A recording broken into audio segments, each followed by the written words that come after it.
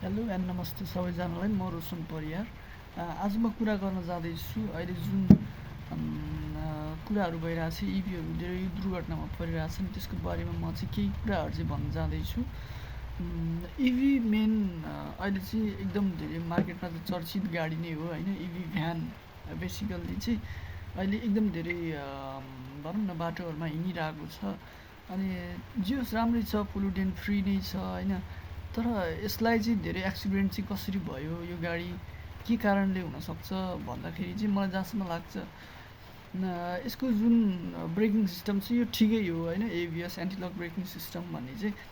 तर के हुन्छ भने हाम्रो जुन डिजल गाडी पेट्रोल गाडीहरू छ नि, त्यसमा चाहिँ के हुन्छ भने इन्जिनको पावर गियर बक्समा गएर गियर बक्सको चाहिँ अब फङ्सन भनौँ न 1 2 3 4 5 ब्याक गियर, यसले गर्दाखेरि चाहिँ गाडीको जुन तेज दौडिनु पर्ने सतहलाई चाहिँ कन्ट्रोल गर्न सक्छ होइन। कन्ट्रोल गर्छ भन्दा पनि अब गियर उसबाट इन्जिनबाट त्यो एउटै पावर आउने भयो होइन। तर गियर बक्सले चाहिँ के गर्छ भने त्यो पावरलाई चाहिँ डिस्ट्रिब्युट गरिदिन्छ कि सानो गियर एक गियरबाट चाहिँ त्यो सानो गियरले चाहिँ बिस्तारै बिस्तारै पावर बढाउँदै बढाउँदै जाने हो नि त। एकमा हाल्यो, अलिकति स्पिड भएपछि 2मा हाल्यो, 3मा हाल्यो। के हुन्छ भने डिजल गाडीमा ब्रेकिङ जब हामीले ब्रेक लगाउँछौँ त्यतिखेर चाहिँ हामीले के गर्छौँ, 4 गियरमा छ भने चाहिँ डिजलमा मात्रै है, डिजलमा र पेट्रोलमा चाहिँ 4 गियरमा छ भने चाहिँ हामीले के गर्छौँ, स्वाट्ट निकालेर 1 गियर अथवा 2 गियरमा राख्छौँ। अनि फुल्ली क्लच छोड्दाखेरि चाहिँ गाडी बिस्तारै आफै स्लो स्लो हुन्छ क्या, पावर एकदम धेरै आइरहेको हुन्छ क्या इन्जिनबाट। अनि साउन्ड पनि अलिक ठुलो गर्छ नि त। अनि त्यसले गर्दाखेरि ब्रेक हान्दाखेरि चाहिँ ठ्याक्क ठाउँमा लाग्छ ब्रेक। अब यो इभीमा चाहिँ के हुन्छ भने एउटा मोटर हुन्छ होइन। मोटरले चाहिँ पुरै डिफ्रेन्सियलसम्म पावर पुऱ्याउने हो। अनि त्यसमा चाहिँ कुनै पनि गियर बक्स सिस्टम यताउति चाहिँ लागेको हुन्न। गियर बक्स भएको भए चाहिँ अलिकति सेफ्टी चाहिँ हुन्थ्यो। एबिएसले नचिप्लाउने हो, च्याप च्याप च्याप च्याप च्याप च्याप समाउने हो कि एन्टिलक ब्रेकिङ सिस्टम भनेको चाहिँ। त्यो डिस्क जुन छ नि त्यसले प्याडले चाहिँ च्याप च्याप च्याप च्याप च्याप च्याप च्याप च्याप समाउने हो।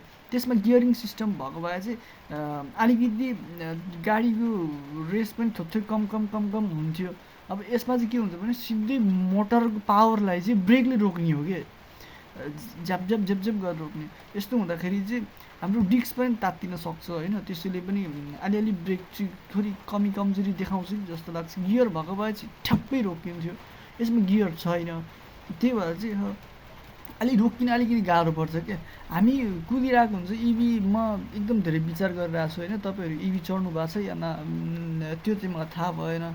तर म इभी चढ्दाखेरि चाहिँ एकदम हाई स्पिडमा हिँडिरहेको गाडी हुन्छ होइन, एक्कासी अगाडि गाडी आइदियो भने चाहिँ झ्याप्प रोक्नु अलिक गाह्रो हुन्छ क्या। किनकि एबिएसले च्याप च्याप च्याप च्याप समाउने नि त। अर्को एबिएस नभएको भए चाहिँ च्याप्प समाउँदै लिरित्त रितार्थ्यो। ड्रम ब्रेक भएको भए पनि त्यो च्याप्प समाउँथ्यो त्यसले।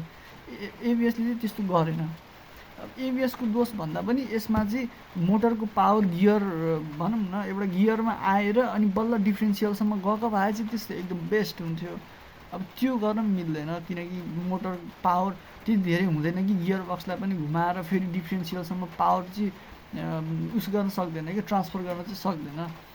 त्यसैले चाहिँ इभी गाडी जुन अहिले भ्यानहरू छ नि त्यसको स्पिड चाहिँ अलिक कमै गरौँ होइन, बरु बिस्तारै जाऊँ। हामी लोकल गाडी जसरी नै जाँदा पनि फरक पर्दैन कि रफ्तारमा गएर रफ्तारमा फर्केर तपाईँ ट्रिप मात्रै पुऱ्याउने होइन नि त।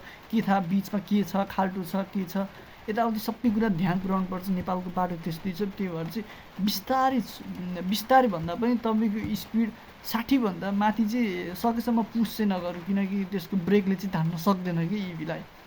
त्यो मोटर त के हुन्छ भने तपाईँ पावर दिइदिनु जब रफ्तार भागिरहने हो होइन। जब तपाईँ पावर दिनुहुन्न नि अनि तपाईँ त्यो गाडी न्युट्रलमै छ भन्ने बुझ्नुहोस् कि। त्यही भएर चाहिँ इभी चलाउँदाखेरि चाहिँ त्यति धेरै हाई स्पिडमा चाहिँ नचलाउनु। किनकि तपाईँ मात्रै होइन, किनकि त्यो गाडीमा 10-12 जना प्यासेन्जर पनि हुन्छ। उहाँहरूको भविष्य, उहाँहरूको फ्यामिली सबैजना वेट गरिरहेको हुन्छ होइन। बरु बिस्तारै जानुहोस्, आरामसँग जानुहोस्, त्यति धेरै हतार गरेर होइन सबै गाडीहरूलाई छलेर सबै प्यासेन्जर मै उठाउँछु, मै मात्रै उस गर्छु, मै मात्रै कमाउँछु भन्ने खालको कन्सेप्ट चाहिँ नराख्नुहोस्। बिस्तारै ठिक्क 40 50 60को स्पिडमा गयो भने तपाईँ गन्तव्यमा पुग्नुहुन्छ। बरु थोरै टाइम लाग्ला होइन, बरु ठाउँमा नरोक्नुहोस्। एकैवटा स्टेसन पारेर बरु रोक्दै रोक्दै जानुहोस् होइन।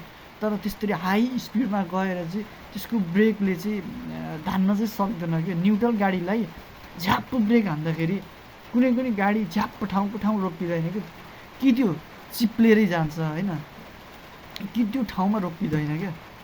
त्यही भएर चाहिँ ठिक्क स्पिडमा लैजानुहोस्, सबैलाई गन्तव्यमा पुऱ्याउनुहोस्, तपाईँहरू पनि कमाउनुहोस्, हामीहरूलाई पनि गन्तव्यसम्म छोड्नुहोस् भन्न चाहन्छु म चाहिँ। Thank you.